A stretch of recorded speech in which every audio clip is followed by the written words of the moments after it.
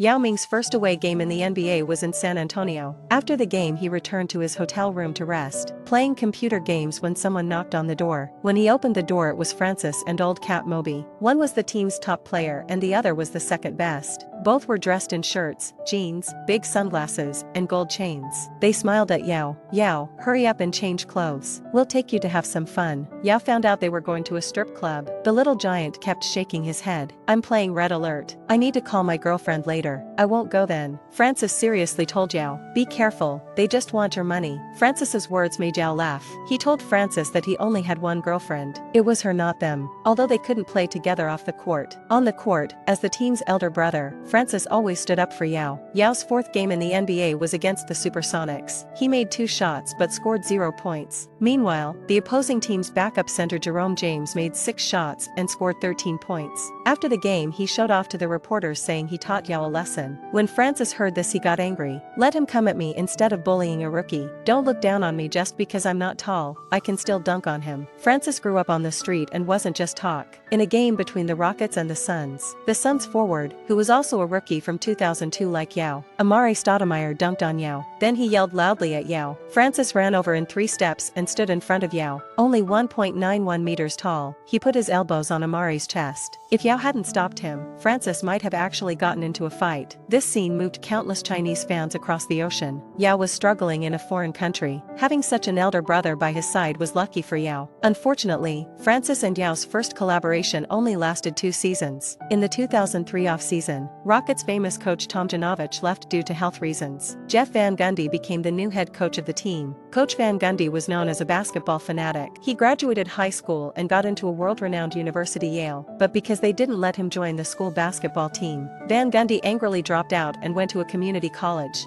Van Gundy's basketball philosophy had 2 main elements. One was set pieces and the other was defense. But Francis played only offense and no defense. He preferred a fast-paced game rather than slowing down to play set pieces. He often got scolded in training. Francis could no longer tolerate Van Gundy. He and Moby decided to start a mutiny. They found Yao and invited the little giant to pressure the team management together. They asked to fire Van Gundy. Yao was shocked at first and then refused. "Sorry, I can't do that. I don't want to do that either." The power struggle between Yao and Francis was bound to break out. Van Gundy's arrival just broke through the thin wall sooner.